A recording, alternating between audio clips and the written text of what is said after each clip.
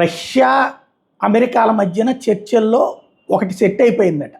ఇక అది అంగీకరించాలా లేదా అన్నటువంటిది జెలెన్స్కీ డిసైడ్ చేసుకోవాలట. జెలెన్స్కీని పక్కన పెట్టి జరిపినటువంటి ట్రంప్ పుతిన్ల చర్చల సందర్భంలో ఈ విషయాన్ని అమెరికా చెప్తోంది. మేము ఒక అగ్రిమెంట్కి వచ్చేసాం, ఇక అది అమలు చేయాలా లేదా అన్నది జెలెన్స్కీ నిర్ణయించుకోవాలని. ఏంటి వీళ్ళు చెప్పేటటువంటిది అంటే, డొనెట్స్క్ ప్రాంతంలో మొత్తాన్ని కంప్లీట్గా, అంటే పుతిన్ పెట్టిన ప్రపోజల్ డొనెట్స్క్ ప్రాంతం మొత్తాన్ని కూడా ఉక్రెయిన్ వదిలేయాలి. అంటే ఇప్పటికి అది 80% భూభాగాన్ని ఆక్రమించుకుని ఉంది. డొనెట్స్క్లో ఇంకొక 20%లో ఉక్రెయినియన్ పౌరులు ఉన్నారు. ఉక్రెయిన్ ప్రభుత్వం నడుస్తుంది. టోటల్ 100% డొనెట్స్క్ అంటే అక్కడే ఈ లుహాన్స్కీ, జపోరిజియా, కేర్సన్ ప్రాంతాలు కూడా లింక్ అయ్యి ఉంటాయి.